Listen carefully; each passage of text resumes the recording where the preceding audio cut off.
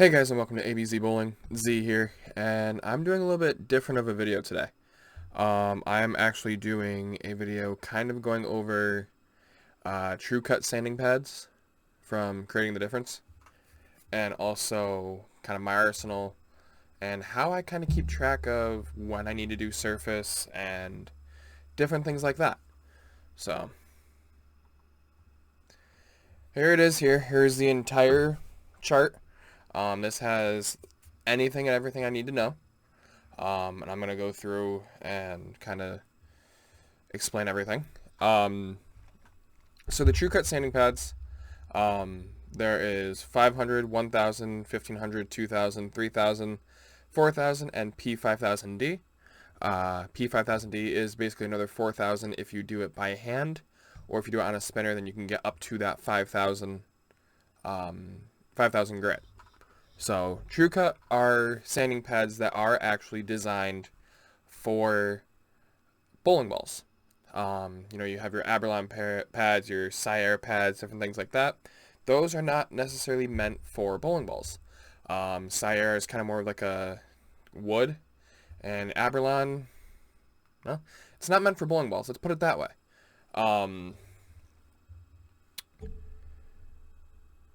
So just kind of going down the line here, you can kind of see how you can get to the finish desired by what steps you need to take for the True Cut sanding pads. So 500 through 3000 is very straightforward. 500, 1000, 1500, 2000, 3000. No matter if you do ball spinner, resurfacing machine, or you usually just do it by hand, it is going to get you the same finish. Once you get into the 4000, that's where it gets a little bit trickier. This is based off of motive.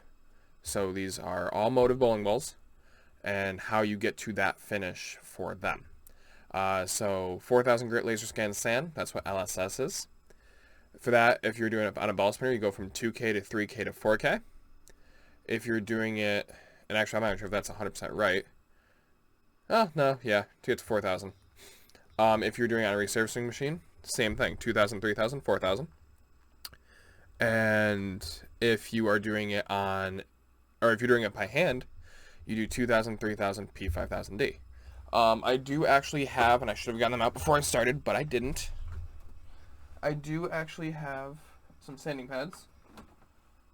Right somewhere. Right here.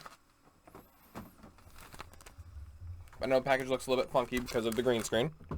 That is taking its sweet, there we go. That is taking its sweet time to get back into effect. So let me open these up and I can kind of show you what they look like.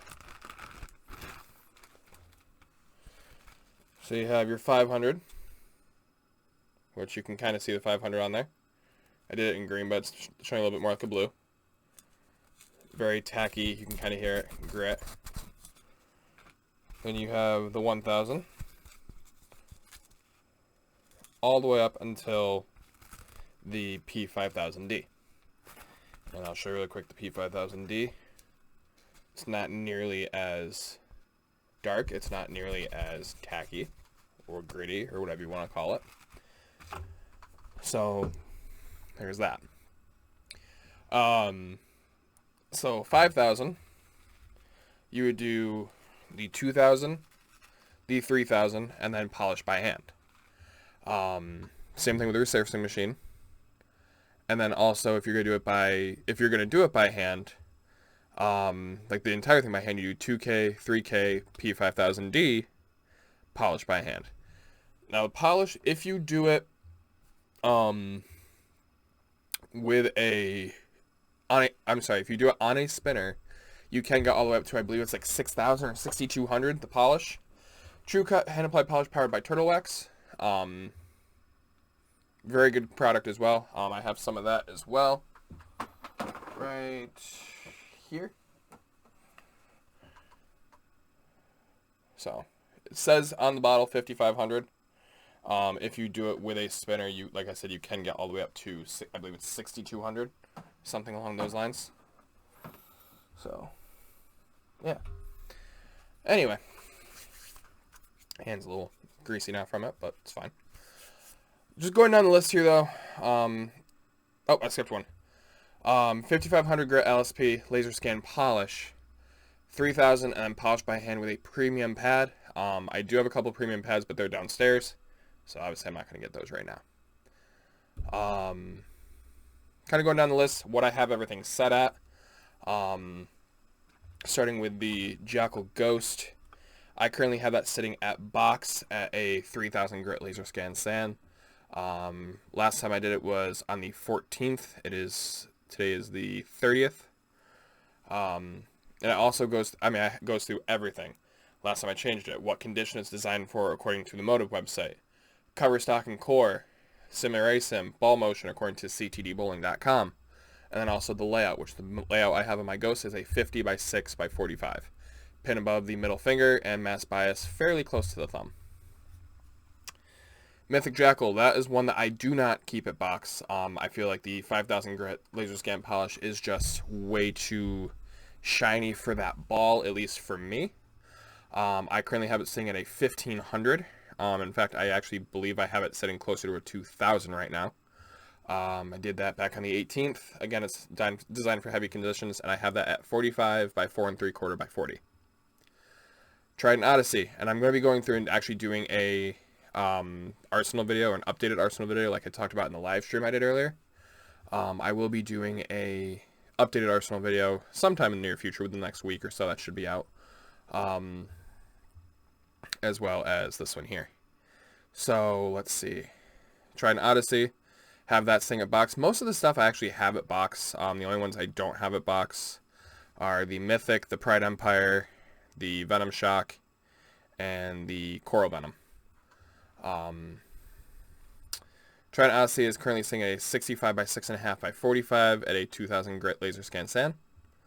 Forge Ember, also a 2000 grit, did that on the 10th of October.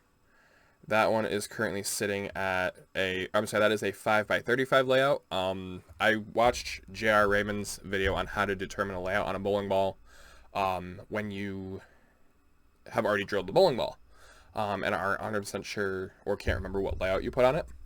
So I watched his video on how to basically lay out a bowling ball backwards, essentially. So these are based off of what I came with that video. If that's something that you guys are interested in, I will definitely do a video on that, if that's something you're interested in. Maybe I can do it with one of Brandon's balls or something, or one of Aaron's balls, or even one of mine. We'll see. It says, the Forge Ember. Symmetrical balls, you technically don't need that first number because the CG doesn't matter and there's no weight holes in bowling balls anymore. So that is a 5 by 35. The Blue Tank, 1000 grit laser scan sand. I'm thinking about maybe taking it down. I haven't decided yet, to a 500, and then maybe throwing like a very light coat of polish on it or something, just to kind of tame it a little bit, because I don't want it 500 and just duller than hell. But at the same time, I feel like, at least with me, the 1000 isn't enough. But I don't know, maybe that's just me going crazy. So that is currently I did that on the 18th as well. Yes. That is at a 4.5 by 35. The Pride is currently at 4000, which is box. I'm definitely taking that down because I can't figure that out. There's something about that ball I'm just struggling like all hell to figure out. I don't know what it is, but I'm probably going to take that down to a 2000. Maybe work it back up to a 3. We'll see. I practiced with it today, and I was bowling on leftover, I think, house shot. But there was definitely some urethane thrown on it because the carry down on that lane was just absurd. Even my Ghost was hardly breaking at all. So the only thing that really broke was my shock, but even then, that wasn't too much. The Pride is sitting at a 25 by 5 by 40. So what that means is basically the mass bias, because of that 25 number, the mass bias is kicked out pretty far from the thumb, and it is. In fact, I think I showed you guys that when I did the Arsenal video before, because I had that ball and it was already drilled, and you could see the mass bias was fairly kicked out. Pride Empire, sitting at 4000 grit laser scan polish as opposed to 5000. Really like how it rolls for me. A few weeks back I threw that all 3 games, shot a 640 something I believe. So pretty good. I currently have that sitting at a 45 by 4 3/4 by 35, so very similar to my Mythic Jackal layout of 45 by 4 3/4 by 40. So a little bit further on the pin, but otherwise pretty similar. Venom Shock, I have that sitting at 4,000 grit polish. Yes, I actually polished my Venom Shock. A lot of people thought it was not the greatest idea, but it's one of those. The Venom Shock is one of those balls that you really need to knock the cover off of for it to really be predictable. Kind of like urethane, honestly. I know I'm not comparing the Shock to a urethane ball. I'm just saying that same concept of, at least with what I've noticed, you need to knock the cover off the ball to get it to really kind of be more predictable, I guess you could say. At least that's how I feel about it. So I polished it just because I don't throw it a lot. I'm definitely throwing it a lot more recently to where I could probably sand it back and just knock the cover off naturally, but I'm going to leave it as is for now. That is at a 5 by 45. The Blue Coral Venom is currently sitting at 3,000 grit scan. Working alright. I think I might knock it down to 2,000. I haven't decided yet, but we'll see. That is a 40 by 5 by 40. And then the Ripcord Velocity is sitting at box, and that is a 5 by 40. Going down a little bit further, the balls that I am actually looking at getting. It says my video might be lagging a little bit. Balls I'm looking at getting super quick. Jackal Legacy, my ideal layout for that is going to be a 45 by 5.5 by 75. Basically, that is going to be the pin down version of what I have my Ghost at. I have the Skyraptor. All 3 of these balls that obviously you can see here I have new in box. Skyraptor is going to be a 60 by 5.5 by 70. That's going to be pinned below the bridge. And then the Iron Forge is going to be a 75 by 4 by 30. That is pinned above the bridge. I'm looking at the launch, the Carbide Tank, and getting a Fatal Venom. I gave the Fatal Venom back to Aaron to get the Pride back. Because I felt that I didn't throw the Fatal Venom a whole lot. He didn't throw the Pride a whole lot. And I thought the Pride would actually fit my bag better than the Fatal, especially where I have the Shock polished. I may still think about getting a Fatal at some point, just even if I sit on it and, having a new in-box one versus one that was used and worn a little bit already. Nothing against Aaron. Just, it works better, in my opinion. Plus, I can put out a different layout than what was on it, because I wasn't the biggest fan of the layout that was on there. But, neither here nor there. Another thing I want to talk about really quick, and I'm going to cut this back to me while I search this up, is I just want to show you really quick the 4 motions that talks about. Angular, traction, continuous, and then straight, obviously.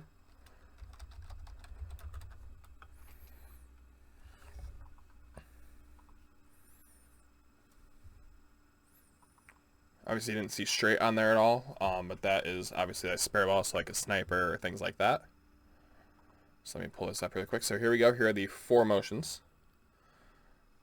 There's Ronald Hicklin down there. Hello, Ron.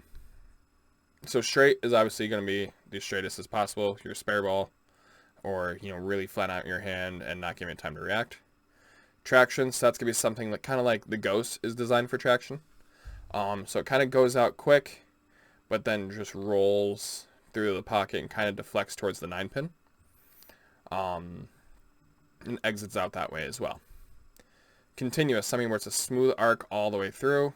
Splits the 8-9 typically on a good shot. So something like, let's see. What is something that's continuous? The Shock, Coral, Odyssey, Ember, Tank, Pride, all those are continuous. And then there's angular. Typically those are your polished balls. So for example, my Shock would actually be considered more angular because it's polished. But those are things like your Ripcord Velocity, your Fatal Venom, which actually I think they have the Fatal. Nope, they do have that as angular. Ripcord Launch, things like that. Kind of goes down at the end and kind of snaps in the back end. exits out more towards the 8 pin. And obviously flip this if you're lefty. So traction would angle or exit out more towards the 8 pin, and angular would exit out more towards the 9 pin. So this is just some information talking about TrueCut sanding pads, what I use for my current arsenal, how I have the surface on my current arsenal, and also how I keep track of when things need to be surfaced.